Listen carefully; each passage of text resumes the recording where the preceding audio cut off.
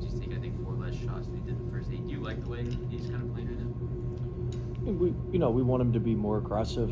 We always want Darryn to be aggressive.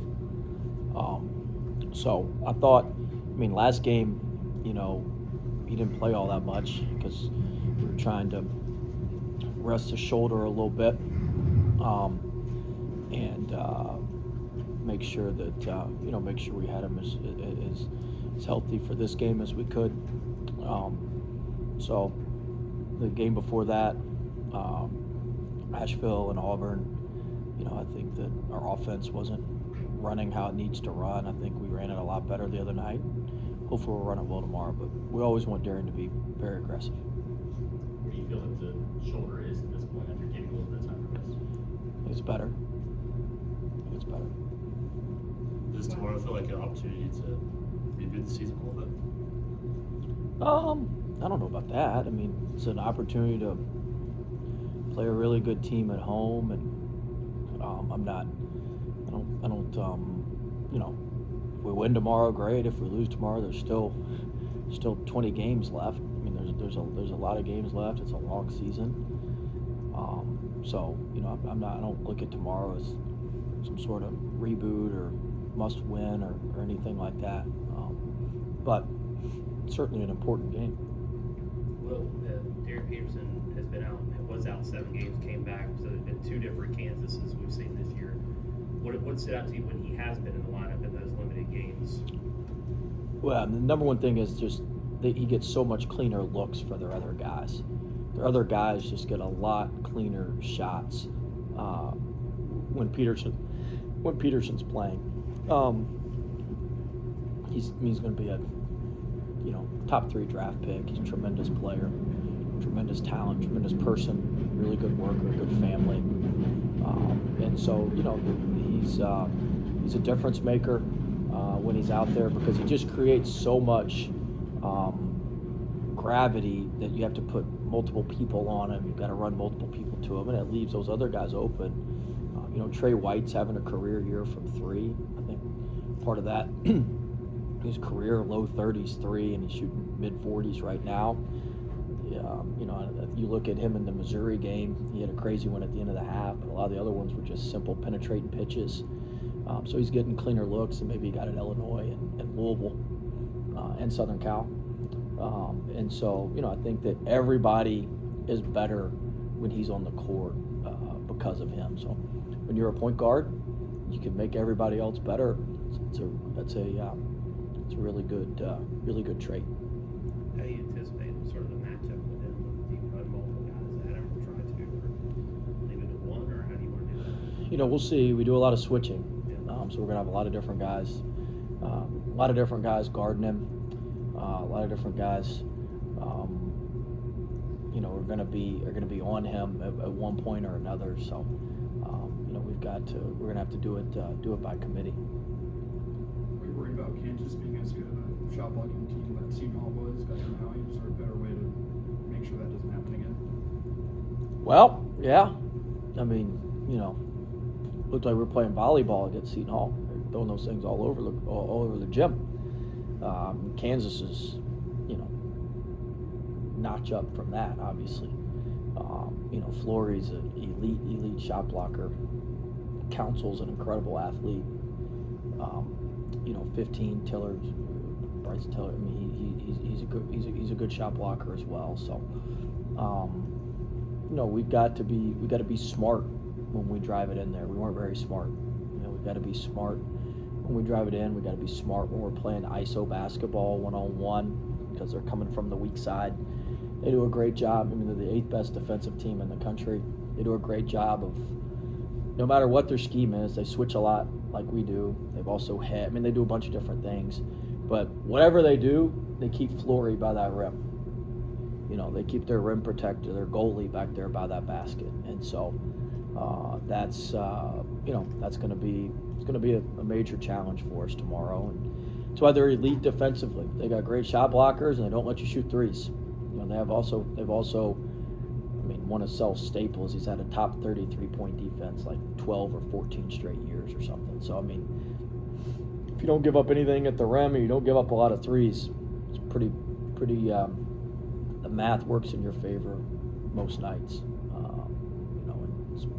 And it's always going to be a pretty stout defense. Obviously, coming off of a 40-point win is a little bit different than the previous results of the last 2 weeks. I mean, how much have you seen still that buy-in from the guys, not getting too big-headed after that game? I mean, look, we just stick to the routine. We stick to what we do. We did the same thing yesterday that we did after Asheville. We'll do the same thing today we did, after Asheville and before Liberty. And so just stick to the routine and kind of do what we do. And, I think our guys, certainly understand there's a different buzz about the game tomorrow, but you still got to be focused in on what matters and focused in on the details. You've got to the bigger the game, you got to narrow your focus. A lot of times, the bigger the game, you try to do a bunch of other stuff, and just got to hit singles. We don't need grand slams. We just need to hit singles and make the right play and move the ball and do the things that are necessary to put ourselves in a position to win. The makeup of the Kansas teams that they played when they were at their Big 12 schools is probably a little different than this year, but you leaned on Darryn and Terrence in terms of what you expect to see from them at all in the preparation. Yeah, Darryn and Terrence both have, but experience against Kansas. They both said, thank God we're not playing them at Kansas. Those guys have been helpful in the scouting. Those guys have both guys have very, very high basketball IQ. They trapped Darryn last year when he was at Tech. We wanted to make sure we'd be aware of that. So it helps a little bit just to have a sense of what they may do or what they're going to try to do against some of those guys. How important is Darryn's passing in this game too? Not just what he can do from a scoring standpoint, but if he attracts his double teams, if he gets into those situations, being able to find the right guy in those situations too. I mean, we have the ultimate trust in Darryn.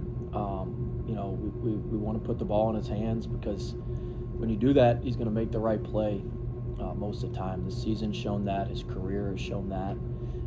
Whether that be scoring or assisting or a Gretzky, a hockey assist, whatever it may be, he's going to make the right play. So that's it's important that he has the ball because when the ball's in his hands, something good typically happens for us. And so we need to make sure he's got it in his hands as much as possible. Will, can you just talk about, we have a historical program in Kansas coming into this arena here, and just talk about the opportunity and the buzz it may have, just having a team like that coming in the Novus. I mean, I think it's great. Appreciative of Coach Keats of playing the first part of the home and home. That was a challenging deal going to Fog Allen Fieldhouse. So, but it's great that we've been able to start the home and home, and I'm very appreciative that we get the back end of it. But it's a great series. It's awesome when you can have a historic big time program come to your place or play in a home and home, and we're excited about it, and excited about the opportunity that we're going to have tomorrow. And I know our fans and people around town are very, very excited about the opportunity as well. How difficult is it to schedule marquee games like this? I mean, the ACC going from 20 to 18, for example, gives a little bit more room for you to work with it now, but is it a difficult thing to get a home and home with a marquee team? Do they want to play neutral courts now? I mean, what's your experience as you start your own scheduling process? Yeah, I mean, look, a lot of the neutral court games, you can pay the bills. I mean, that's why people pay the neutral court games. Because you get NIL money for those things. You can make money on those deals. And so, I mean, I think a lot of the neutral courts are important because you don't want to come up short on your bill. But I mean, home and homes, you can get home and home. I mean, guys, people want to play home and homes. You can still find home and homes. I mean, I got called yesterday on a big time neutral court game for next year. That's great. They're talking about the opponent. I said, well, how much you gonna pay us? I'll play whoever if the number's right. We'll play whoever. I don't care about that. Just tell me how much you're gonna pay. What's our cut of the deal on this thing? And we've got other teams. We've got an SEC team we're in negotiation with right now for a home and home. So we'll see how that goes. But I mean, I think that you can get plenty of those games. I do think that that scheduling shifting with the rev share and with the with NIL and all that, I think teams are much more apt to play more high major games. You look at Kansas. They're at us. They were at North Carolina. They played Duke on a neutral court. They played 3 high majors: Notre Dame, Syracuse, and Tennessee, on a neutral court. They played Missouri, somewhat neutral court, but had the Jayhawk in the middle of it, Kansas City. So I mean, they've played, I think I just rattled off, about 7 high major games out of their 13 non-conference games or whatever it may be. I think I looked at, they got a couple bye games after us, but that's a lot. That's a lot. And you look at ours, by the end of ours, we played 3 in Maui, Auburn, these guys. We got Ole Miss to go. You got VCU at home. I mean, we will have played 6 or 7 really good teams. I mean, I think our strength of schedule's quite a bit better than everybody else in the league. I think we're like 20 spots ahead of the next closest team in terms of the toughest schedule played. And it's only going to get tougher after tomorrow, and then we've got Ole Miss. But I think teams are more open to all that because you need to drive revenue for home games with season ticket sales and non-conference games, and people want to be a part of big non-conference games. You got to drive revenue, on the neutral court games. So I think all of that's important. So we need to sell more tickets in Greensboro for a couple of weeks. Everybody's watching. Buy some tickets in Greensboro. Piggybacking off the schedule, you guys have one more power conference game after this with Ole Miss. So how important is it to just capitalize off this opportunity now as well? I think all the opportunities, are important. I think people get caught up in we got to beat these power conference teams or this power conference. It's all about the metrics.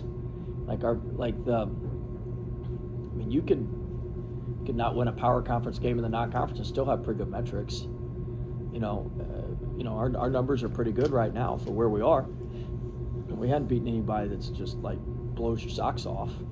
But I think that people get overly wound up over some of those things. But certainly take out the power conference. I mean, Kansas is a great team, great program, 17th in the country. I mean, it's a great opportunity. It's a great opportunity, for us. But all these games are important, and even the games people don't think are important, the margin and how you win and how you do it, all that stuff's very, very important now. And thankfully for us, the league's been better, so we're going to have tons of opportunities in the league. And our 2 partners who we played twice, Virginia's been great. I'll be quad 1 both times. Wake's going to be quad 1, quad 2. Quad 2 probably here, maybe quad 1, but quad 2 here and quad 1 there. I mean, so we've got a lot more. We have a lot more opportunities within the league. And as you saw last year, I mean, we've already got 1 quad 1 win. You got to pick up 2 or 3 more, and you can coast it on in a little bit. As long as you can walk the dog a little bit from that point, as long as you don't lose anybody too bad. So I mean, I think that, look, are we where we want to be? No, but are we in just awful shape? No, not that either. So I don't look at this as we have to win this or we have to do that, but certainly an important game. Anytime you get a quad 1 opponent at home, it's an opportunity that you want to try to take advantage of. Where are you looking for this team to take a step forward tomorrow the most, kind of as you continue to work through this non-conference? And I'd like to see our defense continue to get better. Thought we played with more edge, more purpose against against Liberty. But Liberty's a great program with great players, but Garden Liberty's a lot different than Garden Kansas.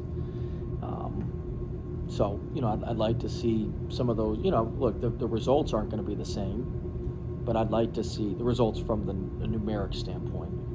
But I'd like to see the same sort of effort, the same sort of, the same sort of flying around that we saw, with a little bit more discipline to what we're doing, and we have to do it. We have to be, the way I would put it is we were pretty consistent. We were consistently pretty good in that game. We need to be, if we're going to win tomorrow, we're going to need to be consistently great. There's a difference between consistently good and consistently great. We're going to need to be consistently great tomorrow if we're going to win. Next coach.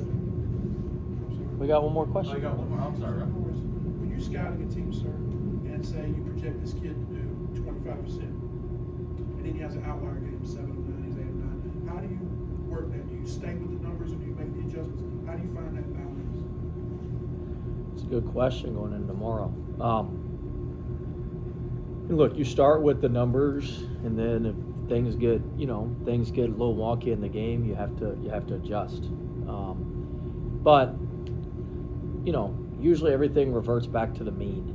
Now the question is, when do you adjust in the game to allow that to revert back to the mean? You just let him keep doing what you're doing, and the guy's shooting 25%, but he makes his first 2. Do you let him go fire? The odds would say you let him fire 6 more, he's not going to make any of them. Or do you panic and get out of it at that point? By the time, if he's 3 of 4 and he's supposed to be 3 of 12, then it's probably time to try something else. But you can't just you're playing the percentages, but they can't make it. They've shown some ability. They've shown some ability to make it, but when you adjust is really more feel and have an understanding of the team, and also how much of that can you absorb. How much buffer do you have that you can absorb that sort of a performance from another team's player. So we'll see. All right, guys.